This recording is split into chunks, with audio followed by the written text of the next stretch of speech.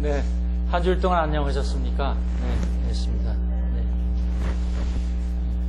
아주 요새 날씨가 정말 봄을 자랑하는 것 같습니다.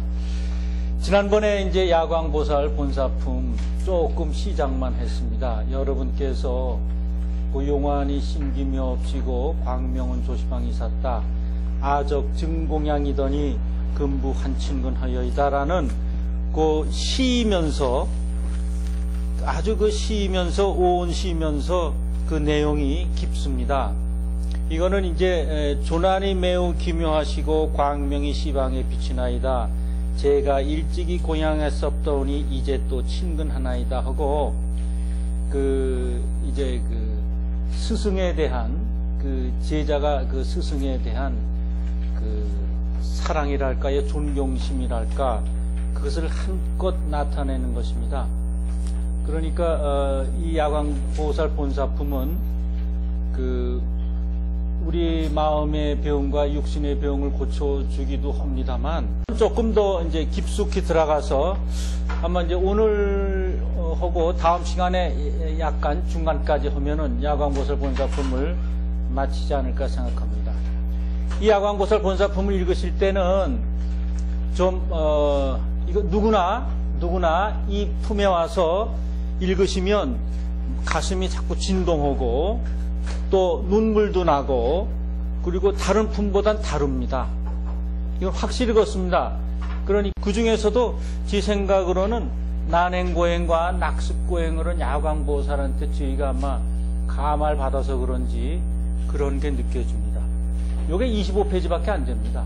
그런데 그 중에도 여러분께서 이렇게 몇 페이지에 가서 그렇게 느끼는 데가 있습니다. 그럼 그거를 잘 이렇게 기억하셨다가 그걸 그냥 외워버리세요.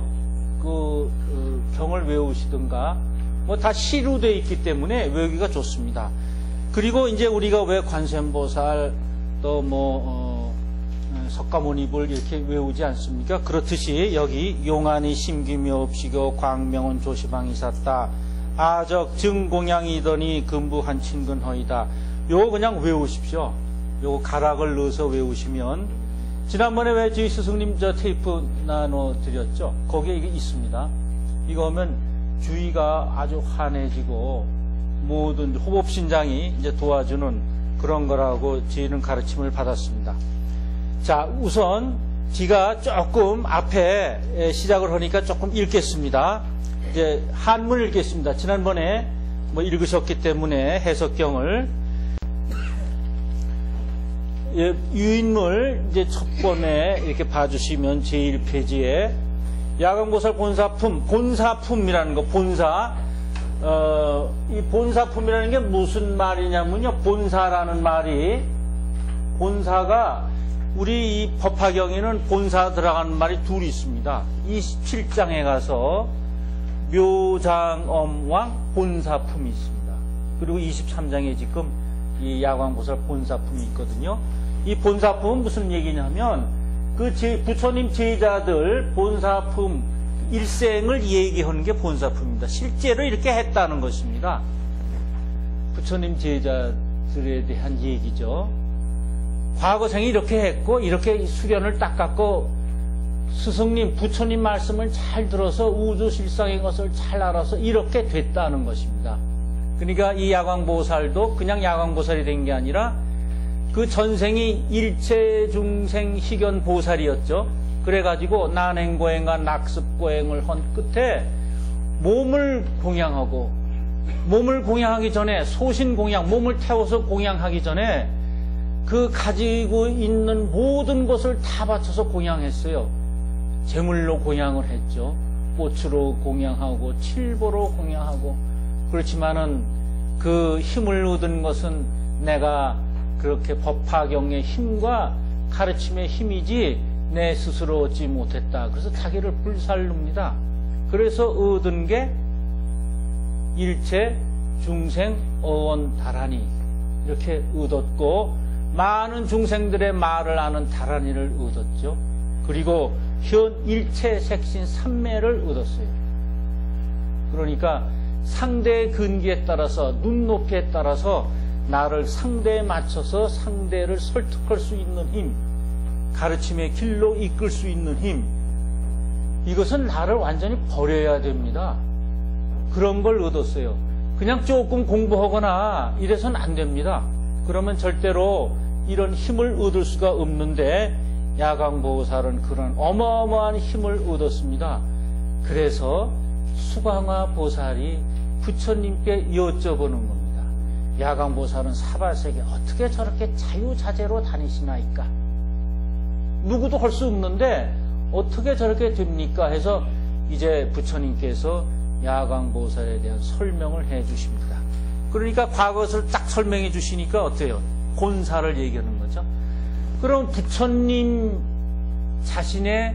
부처님의 자신의 얘기를 담은 건 본사라고 안 그러고 본생이라 그럽니다. 본생, 날생짤 써가지고 본생담. 이러면 부처님이 이제 뭐 과거의 생에 어떻게 하셨고 500세를 지냈다 그러지 않으셨습니까? 그래서 선의 자리도 있어봤고 악의 자리도 있어봤고 모든 걸 다 겪고 나서 이제 석가모니 부처님이 되셨는데 그 얘기를 할 땐 우리 석가모니 부처님의 본생담 이런 얘기를 합니다. 그래서 이제 야광보살 본사품 야광보살 하기 전에요. 우리 여기 5보살이 나오죠. 5보살이 나옵니다. 그래서 5보살에 대한 것을 제가 간략히 설명을 했습니다. 첫째, 지난번에 했던 상불경 보살은 잘 아시다시피 모든 사람은 타고난 불성이 있어서 누구나 부처가 될 수 있다. 이걸 깨우쳐 주는 것입니다.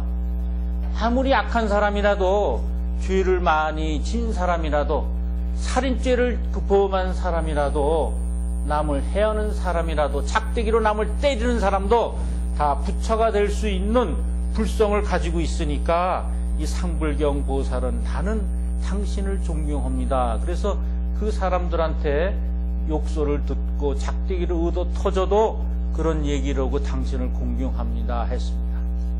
우리 마음이 그러라는 것입니다. 그런 어떤 상불경 보살의 그러한 그 의인화시켜서 그런 힘이 있는데 그걸 인간화시켜서 사람 모양을 거기다가 입혀서 우리들을 이해하리라고 하는 게 상불경 보살이고, 두 번째 이제 야광보살이죠. 야광보살은 난행고행과 낙습고행을 해서 내 몸을 태워서 많은 중생을 구제하는 대로 그들이 원하는 대로 구원하는 그런 힘을 가진 게 야광보살이고, 묘원보살 다음에 24장에 나오는 묘원보살은 땅에 씨가 하나 떨어져 썩으면 열알 백알이 되듯이 내가 하는 말도 상대방에게 떨어져서 몇 배의 지혜가 생기게 해라. 그게 묘원보살입니다. 그 다음 관세음보살 25장에 가서는 내 마음 본성 자성 속에는 대자대비한 마음이 있는데 그 대자대비한 마음을 내서 중생을 어려운 경지에서 구원하라. 그런 게 이제 관세음보살입니다. 그래서 야광보살은 이제 난행고행과 낙습고행, 몸에 대한 것, 신, 몸신자, 육신에 대한 신 얘기한 것이고, 묘원보살은 말에 쓰이니까 말, 구, 신, 구, 입에 대한 거, 구, 굉장히 중요하죠. 말이. 그 다음 관세음보살은 대자대비한 마음, 마음의 뜻의에 대한 거로 해서 신, 구, 의, 삼업에 대한 것을 이제 보살님들을 빌려서 우리한테 가르침을 주고 있습니다. 그럼 그렇게 하면 어떻게 되는가? 이제 이루어지는 것은 보현보살 곤발품 마지막 28장에 가서 이루어지는데요. 그 보현보살 곤발품은 실천의 보살입니다. 실천을 나타내는, 행을 나타내는, 아무리 많이 알고 여래도 다 실천을 해야 된다는 것입니다. 부처님의 가르침을 다 받고 그래도 실천이 없으면 절름발이가 된다. 그래서 보현보살은 행에 대한, 실천에 대한 보살입니다. 이런 말씀을 하셨어요. 보현보살이 법화경을 수지하는 사람을 나는 수호하겠다. 이렇게 소원을 냈습니다. 그랬더니 부처님께서 그러셨어요. 나는 보현과 같은 행을 하는 사람을 나도 수호하겠다. 그래서 부처님이 보현보살 또 보증해 주고 계십니다. 보증해주고 계셔서, 그럼 어떤 때 보현보살의 힘이 나한테 오는 걸 알 수 있느냐 하면은, 보현보살은 흰 코끼리를 타고 6어금니를 가진 흰 코끼리를 타고 나와서 법화경을 펴는 사람들을 수호합니다. 그래서 그 사람이 한계성 한 귀절을 잃었더라도 보현보살이 그 한계성 한 귀절을 잊지 않게 하기 위해서 도와줘서 이 일을 성사시키게 하겠다. 즉 내가 요새 말로 2%가 부족하면 그 2%를 보현보살이 해주겠다, 그 얘기입니다. 단 조건이 있습니다. 뭐냐? 행을 할 때, 실천을 할 때 그러는 것이지 뭐 책상에 앉아서 공부 열심히만 한다고 되는 것은 아니다라는 거예요. 그래서 열매를 얻는 것은 법화경 공부와 법화경 기도를 열심히 하시고 나서 열매를 얻는 건 보현보살 곤발품에 가서 얻습니다. 이게 보현보살의 특징입니다. 그래서 여러분들이 12월 달 정도 되시면요, 다른 기도 많이 하시다가 특별한 기도가 없으시면 그 해마다 말에 가선 보현보살 곤발품 기도를 하십시오. 그럼 한 해를 이제 열매, 뭐 1년 동안 많이 이제 좀 희고했다든가 또 완성된 일 많으실 거 아니겠어요? 그런 게 이루어집니다. 이 경은, 법화경을 비롯해서 이 경은, 28품은 부처님이 우리한테 주는 약속입니다. 그래 각 품마다 그 약속이 다릅니다.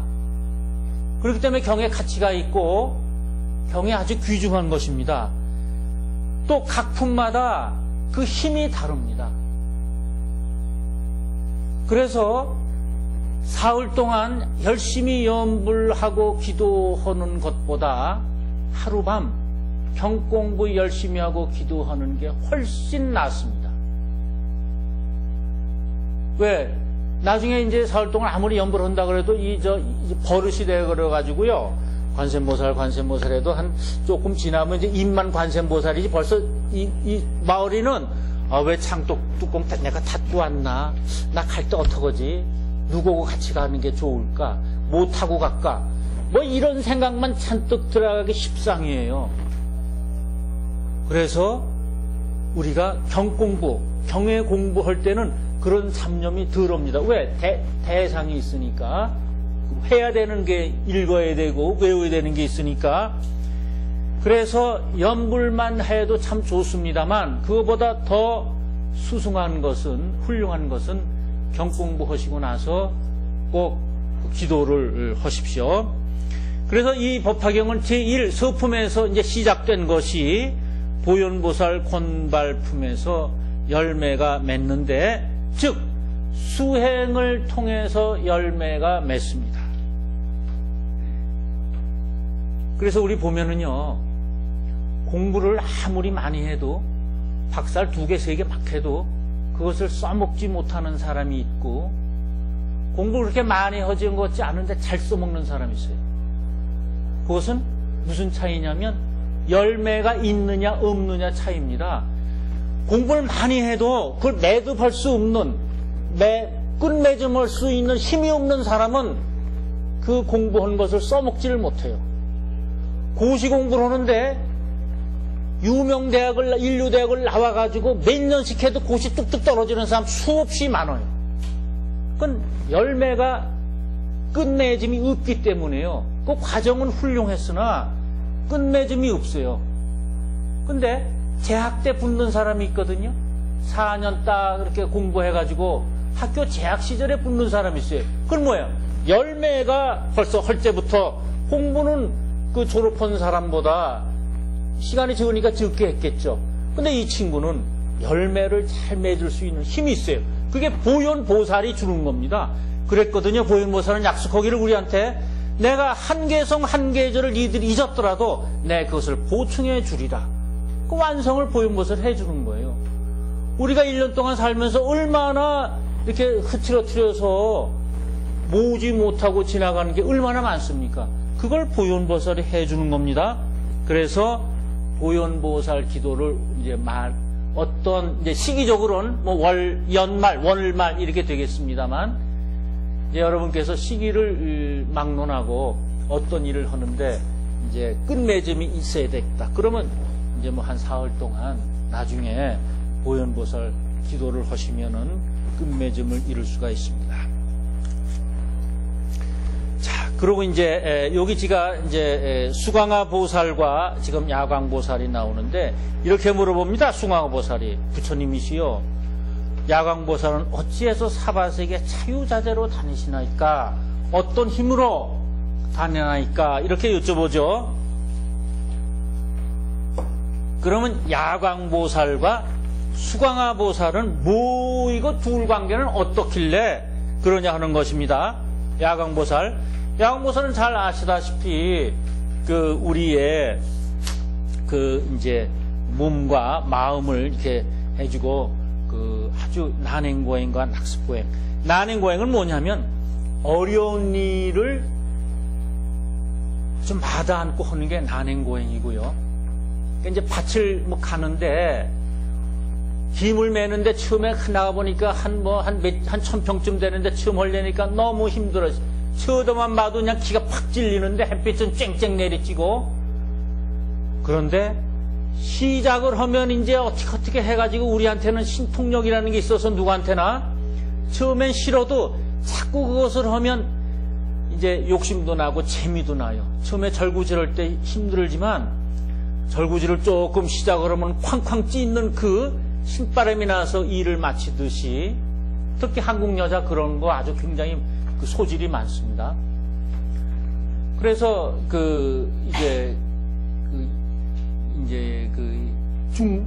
수광화 보살이 이제 인생으로 말하면 한 40대 정도 됩니다. 40대 정도. 야광 보살은 인생으로 말하면 한 70대. 그래서 이 야광 보살은 40, 50대까지 이리도 해봤고 저리도 해봤고 그래서 모든 걸 다 겪어봤어요. 재산도 날려봤고. 그 재산은 뭐 아버님이 그 선대에서 준 재산이죠. 자기가 뭐 30, 40대 얼마나 벌었겠어요. 해서 눈물도 흘려봤고 이런 게 묘라는 것도 생겼고 해서 60, 70에 오니까 이제 완전히 완숙해가지고 그때는 재산을 저축합니다. 우리 보통 사는 인생이 그렇습니다. 뭐 커다란 재벌 부모를 모시지 않는 다음에야 뭐 그렇게 사는 겁니다. 그래서 이제 고생을 다 하고 나서 이제 안정기에 들어가는 게 바로 야광보살입니다. 그럼 그 전에 수광화보살은 뭐냐? 약 30, 40대 패기가 아주 왕성하고 이제 부모 재산을 이제 조금 받았든지 어떻게 해서 자기가 부모 재산을 이리도 없애보고 저리도 없애보고 또 조금 벌어보기도 하면서 난행고행을 하면서 자꾸 경험을 축적합니다. 자기를 훈련시켜요. 요게 수광화보살입니다. 그러니까 수광화보살이 야광보살이 되기 전까지 무슨 단계가 있냐면 일체중생 희견보살이라는 중간 단계가 있어요. 이 일체중생 희견보살을 겪어야 야광보살 완숙한 단계가 가요. 그리고 남을 도와줄 수 있는 힘이 생겨요. 그럼 일체중생 희견보살은 어떻게 하냐? 난행고행과 낙습고행을 하면 돼요. 근데 그게 굉장히 힘들죠. 난행고행은 어려운 걸 하는 것인데 낙습고행은 뭐냐 하면 어렵지만 즐겁게 하는 겁니다. 우리가 애를 낳아서 키울 때 참 뭐 잠도 못 자고 먹을 거 못 먹고 애 비위 맞추고 뭐 힘들죠. 그렇지만 그걸 괴롭다 하는 사람 하나도 없어요. 다 자식 기를 때 즐겁게 키웁니다. 그리고 둘째, 셋째, 넷째 나면 이제 나 이제 절대 안 해. 이제 이런 고생 안 해. 그리고 또 나서 또 하거든요. 왜?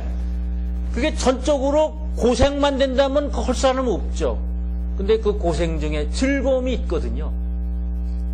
그러니까 그거 때문에, 그 단맛 때문에, 그 바람일, 그 단맛 때문에 우리가 낙습고행을 합니다. 그래서 자기를 완성시키는 야광보살이 되는 것입니다. 그 이제 물어봐요. 나는 그때는 이제 부처님께서 그 선제라 세조나 원소해설 하소서 그렇게 말씀해 주소서 그랬으니까 이제 그 팔부신중과 이런 타국토에서 온 제례보살들과 성문중이 문계하니 하리다. 그 말씀을 들으면 얼마나 기뻐하겠습니까? 그런 얘기를 하는 것입니다. 그러니까 이제 여기서 보이지 않는 세상의 것을 내세웠잖아요. 그러니까 그 힘은 어디서 나오느냐? 그 힘, 그걸 보이지 않는 데서 나오는 거죠. 그래서 팔부신중을 내세웠고, 그 다음에 이제 재래보살과 성문들과 이런 성문들이 들이면 우는 게 아니라, 이건 뭐냐? 이 사람들은 평생 소원이 뭐냐 하면요, 자기를 완성시키고 자기를 고통에서 벗어나게 하는 건 했어요. 성문, 소승 아닙니까? 배워서 아는 사람. 근데 남을 변화시키지는 못해. 그래서 이 팔부신중과 재래보살, 내가 스스로 이렇게 올라오는 그 여러 보살들과, 왜 성문대중이 재래보살 뭐예요?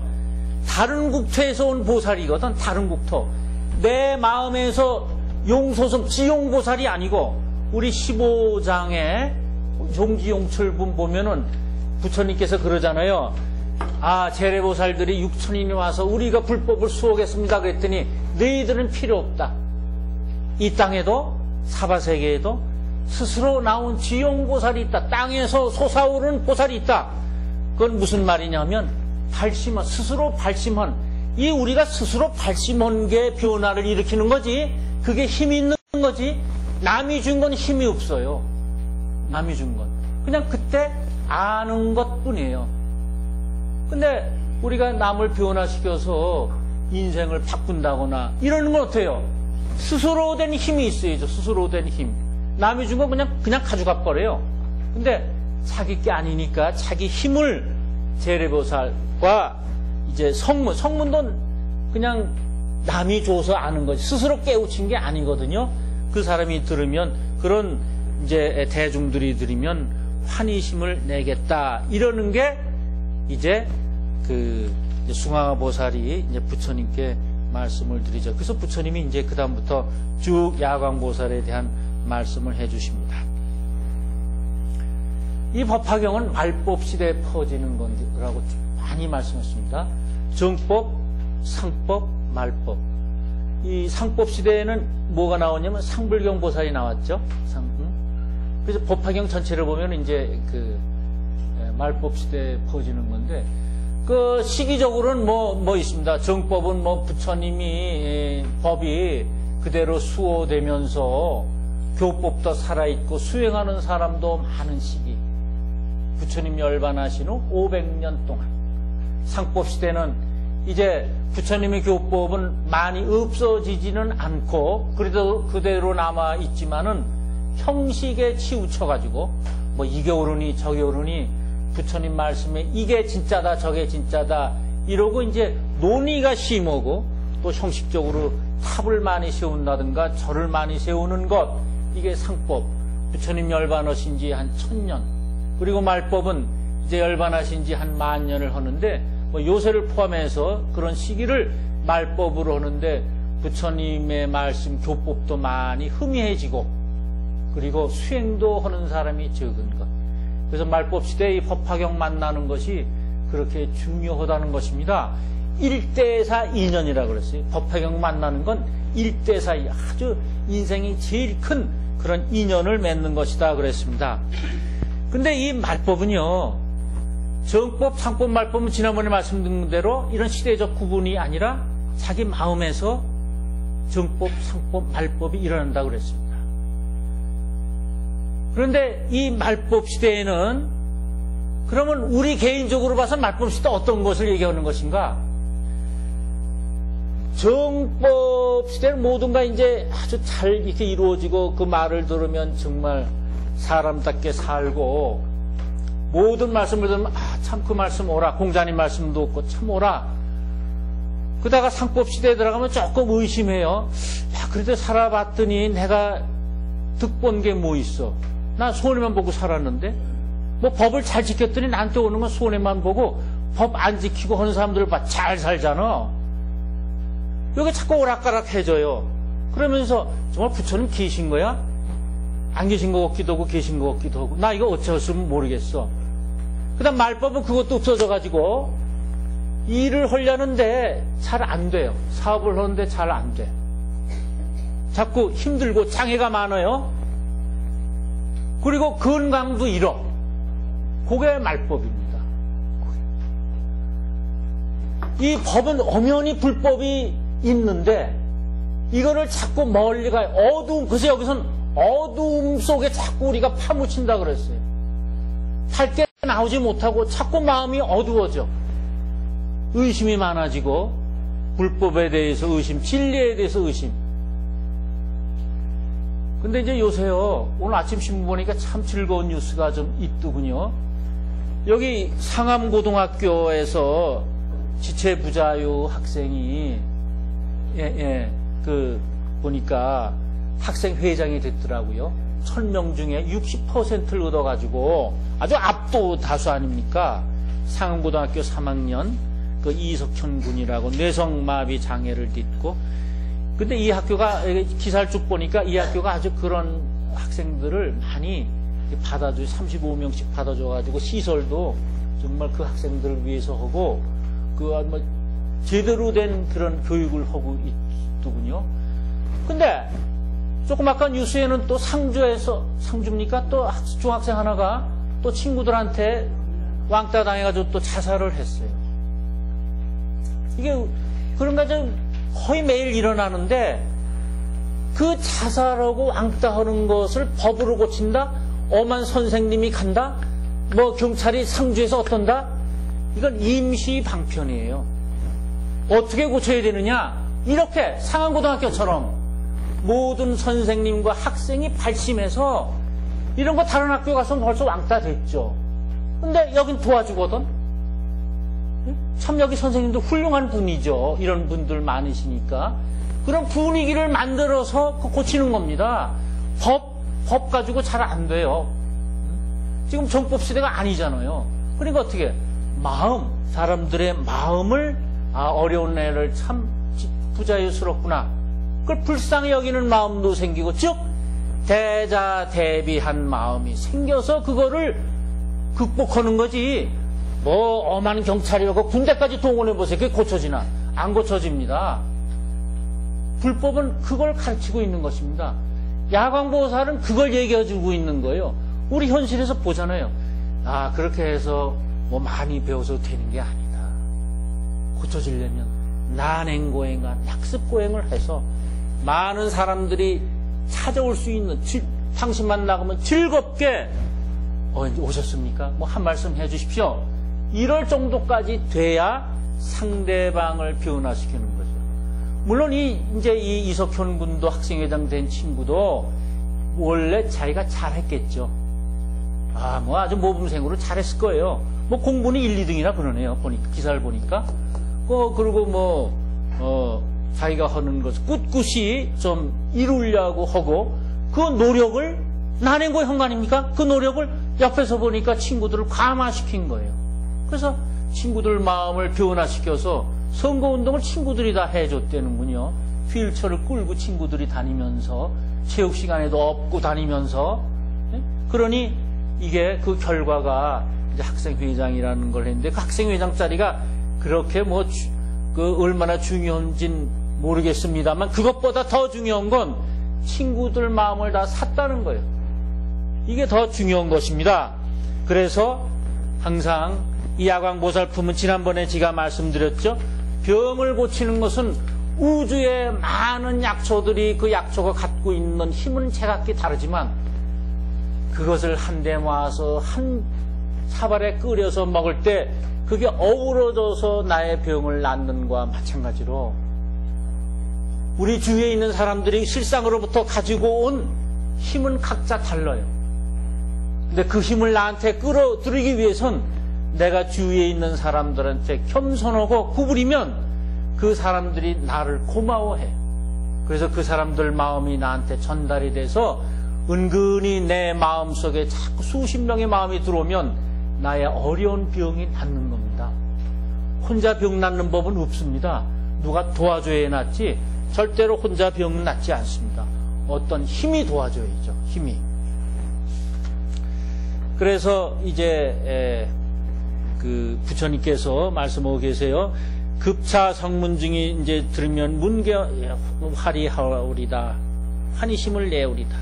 이시에 불고 수광화 보살 허사대 내왕과거 무량 항하석업에 유불하시니, 이 세상에는 유불하시니 커다란 힘이 있다는 거예요. 유불. 이제 한문경을 봐주시고요. 이제 경을 보시는 법은 첫 번째 그 한문경을 한번 읽으세요. 한자로 된 걸 읽으시고 이제 뜻을 모르시잖아요. 그럼 그 해석을 딱 읽으시면 두 번 정도 읽으시면 아마 요게 이런 뜻이구나. 그리고 기도할 때는 한문경을 보십시오. 한문경을 읽으시고 그리고 기도를 하셔야 이 법화경을 수호하는 호법신장이 좋아한답니다. 근데 거기다가 이제 조금 소리내서 독경도 좀 하시고 거기다가 이제 가락도 좀 넣으시고 또 일부 또 목탁 치는 거 좋아하시는 분 그렇게 하시고 그러면은 이제 가락을 맞춰서 우리 사람이 듣기 좋고 훌륭한 것이 신중들한테도 좋은 겁니다. 네. 그래서 이 시에 불고 수광화 보살하사대에 내왕과거 무량 항하석업에 유불하시니 아주 오래된 때부터 아주 유불하시니 그 커다란 우주에 힘이 있었다는 거죠. 커다란 힘이 있었어요. 그러면 이제 뭘 봐주시느냐 하면요. 유인물 7페이지를 봐주세요. 7페이지. 이제 해설에 들어가면서 이제 중간중간 이제 그 큰 대목을 이제 곁들여서 설명드리겠습니다. 유인물 7페이지 봐주시면 수광화 보살에 대한 거 있습니다. 수광화 보살에 대한 거. 이 숙자가 이게 잘 숙자거든요. 잔다는 거, 지나간다는 뜻도 있지만, 네. 이제 잘 숙인데, 그러니까 이 지날 숙도 되고요. 그래서 수광화 보살은 알기는 아는데 힘이 없는 보살입니다. 그래서 한치 앞을 못 보는 우리 자신들을 얘기할 때 수광화 보살이고, 그 다음에 수광화가 이렇게 얘기합니다. 나는 항상 그대 곁에서 그대들 눈에 띄어 항상 나 야광을 찾아주기를 바라고 있지만 그대들은 나를 찾을 생각은 않고 그대들 모습과 생각에 빠져서 나의 빛을 스스로 막아놓고 고통에 빠져 있다. 그러기에 그대들이 스스로 수광화라고 한다. 이건 이제 스승님께서 이제 선에 들어가서 보신 거예요. 야광보살이 수광화보살한테 이렇게 얘기하는 겁니다. 참 답답하다. 우리 다 같은데 자기가 자기 자신을 자꾸 이렇게 이게 줄이는 거예요. 그런 힘을 갖고 있는데 그래서 수광화란 자기 일은 소홀히 하면서 남을 시기 질투하고 남의 잘못만 눈에 띄고 본인의 속마음을 숨기기에 야광의 빛을 받지 못해서 마치 꿈에서 깨어나지 못한 생활을 하기에 수광화라고 불린다. 그러므로 수광화는 시기 질투 욕심으로 안팎이 막혀 있어서 빛이 보이지 않아서 잠자는 것과 같다. 그러나 수광화가 아니면 씨앗이 생기지 않고 싹이 나와서 만물이 생기지 않는다. 수광화는 끊임없이 노력하는 자리다. 참 이렇게 이런 깊이 선에 들어가셔서 이거를 말씀해 주기에 제가 한번 옮겼습니다. 같이 한번 이걸 뜻을 좀 새겨보시면 좋겠다. 그러니까 수광화와 야광은 뗄래야 뗄 수 없는 자리다 하는 것입니다. 그러면서 수광화는 이렇게 모든 게 미비하지만 수광화는 땅에 뿌려지는 씨앗 그게 있어야 야광이 꽃피는 거 아닙니까? 그러니까 수광화가 굉장히 중요한 자리죠. 수광화도. 네. 그렇기 때문에 이 야광보살 본사품에서 수광화 보살이 여쭤보는 거면 다 좀 그렇게 좀 되게 좀 해주세요. 이렇게 좀 빛을 좀 주게 해주세요. 그냥 크게 되고 싶습니다. 우리는 항상 그런 마음이 있지 않습니까? 우리한테는 지금은 당장 내가 어렵게 살지만 좀 잘 살고 좀 행복하게 살고 편안히 살 수 있는 그런 마음이 있습니다. 부처님 어떤 그 길을 좀 찾게 해주세요. 그러는 거나 같습니다. 그래서 야광보 그러면 어떻게 되는가? 우선 이제 남을 위해서 자기를 희생해야 됩니다. 그러니까 어때요? 육바라밀이 필요한 겁니다. 우리가 나를 변화시켜서 크게 만들려고 하면 우리 법화경에서는 육바람이라는 걸 가르쳐 방법이 있어요. 방편이 있어요. 그걸 하면 되는 거예요. 육바람이를 하면 되는 거예요. 왜? 자기 몸을 희생해서 포시를 해서 난행고행과 낙습하면은 야광이 될 수 있으니까. 그래서 이제 수광아 유불하시니 호는 1월 정명덕열에 어떤 우주에 커다란 힘이 있어서 그 힘을 보니까 이제 그 힘이 뭐냐 했더니 1월 정명덕열에요. 1월 정명덕열에는 해, 달, 그 다음에 정, 깨끗함이죠. 이게 이제 지혜를 나타내는 것이고, 명, 밝은 것, 덕. 그래서 1월 정명덕은 오행을 나타냅니다. 오행. 그 우주를 움직이는 힘이죠. 그러니까 우주만 오행이 움직이는 게 아니라 우리도 소우주니까 우리도 움직이는 게 1월 정명덕열애. 이것은 어떻게 됐냐? 옛날로부터 항아서 법 이전부터 옛날로부터 이 모든 것이 다 없어지는 아주 영원 불멸할 때까지 그때까지 그 힘은 계속이 된다. 그리고 이제 부처님의 시포가 쭉 나옵니다. 열애 은공 정면지 명행적 선서 세간의 무상사 조장부 천인사 불세존이라.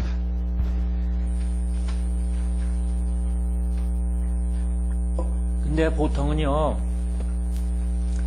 이렇게 시포를 한번 딱 해석해 두고 이 각품의 시포가 다 나오는데 부처님의 시포가 그리고 어느 품이나 그 시포 그 해석을 쓰면은 잘못된 해석입니다. 그 시포는 품마다 달라져야 됩니다. 품마다 시포가 달리 해석이 돼야 맞는 해석입니다. 왜? 처음에 말씀드렸죠? 각 품은 움직이는 힘이 다 다릅니다. 우주실상과 나와 연결돼서 움직이는 힘이 다 각자 달라요. 그렇기 때문에 우리가 지금 왜 법화경 공부를 하고 뭐 기도를 하고 뭐 연부를 하고 그렇습니까? 그 부처님의 그 정말 그 우주의 실상의 힘과 내가 좀 어떻게 합일이 돼서 모든 고통에서 벗어나게 해주신다니까. 그걸 믿고서 우리가 하는 거 아닙니까? 그러니까 이 각품의 그 시포 해석은 달라야 돼요. 어느 한 가지 딱 정해놓고서 야광도 예를 들어 세전에 존귀한 세상에 존귀한 분, 그럼 저 보현대 가서도 세전에 존귀한 분 이러면 안 됩니다. 그때 가서는 또 달라야 됩니다. 그래서 유인물에 지가 이제 야광에서의 시포는 어떻게 해야 되는가 그거를 이제 쭉 적었습니다. 몇 페이지에 있느냐면요. 저 9페이지를 보시면은 9페이지부터 10페이지까지에 있습니다. 이거는 한번 읽어보세요. 읽어보시는데 나중에 시간 있으면 10호에 대해서 다시 말씀을 드리죠. 예. 천인사 불세존이라 기불이유 80억 대보살 마살과 72 항하사 대성문종 하시며 불수는 42,000겁이여 보살 수명도 역등이다. 그랬어요. 그러니까 이제 그 부처님의 부처님의 불수 기불은 유 80억 대보살 마살과 72 항하사 대성문종 하시고 불수는 42,000겁이요. 부처님의 수명 이렇게 했습니다만 이것은 부처님의 우주실상의 힘을 얘기하는 거예요. 그 힘은 뭐냐? 42,000겁이요. 42,000겁이라는 것은 영원히 계속이 된다는 거예요. 사만, 생로병사라든가 또는 자비이사, 이걸 갖다가 이제 42,000은 음양을 나누는 거죠. 선악을. 그래서 이것이 영원히 계속이 되는 거예요. 불수는 42,000겁이요. 그 다음에 보살 수명, 보살도 같아요. 그때 같고 피국은 무유여인, 여인이 없어요. 여인. 그 여인이 없다니까 뭐 남자들만 살고 그러는 게 아니라 차별이 없다는 것입니다. 차별. 예. 차별이 없어서 그 다음에 지옥 악의 축생 아수라 이게 사악도거든요. 삼악도가 되면 지옥 악의 축생이죠. 그게 삼악도죠. 근데 여기 아수라까지 있어요. 그러니까 이제 아수라도 이제 사악도 속에 그래서 여자와 사악도 지옥 악의 축생 아수라 이런 게 없다는 것은 뭐냐면 부처님의 지혜가 그 속에 미치니까 42,000법이요 또 보살 수명소 역등이니까 거기에 그 지역에 그것을 받는 그것은 영향력을 받는 힘을 받는 데는 부처님의 지혜가 충만하기 때문에 무유여인 차별도 없고 사악도도 없다는 것입니다. 그래서 법화경을 수행하게 되면은 악도에 떨어지지 않는다는 거예요. 예. 그냥 이제 우리가 법화경과 멀어질 때, 즉 말법에 이렇게 갔을 때 우리 마음에 어두운 마음이 생기고 좀 어떻게 해서 내가 좀 남을 좀 괴롭히더라도 우선 내 이득을 취해야겠다. 이런 검은 어두운 생각이 생기는 거지. 밝은 세상에 있을 때 1월 정명덕일 땐 그런 게 일체 생기지 않아요. 왜? 우리가 사악도에 들어가지 않으니까. 그러면 나머지 인천 있잖아요. 인천은 사람답게 사는 거와 그 다음에 천상에 모든 걸 다 여의고 번뇌망성을 다 뚝 떨어뜨리고 해탈의 세계에 사는 거 그밖에 안 남았으니까 이 사악도도 들어가지 않으면 인천 그 안에 우리가 있다는 겁니다. 법화경을 가까이 하면 임세상이나 천의 세상에 있다는 거예요. 조금 지었다 할까요?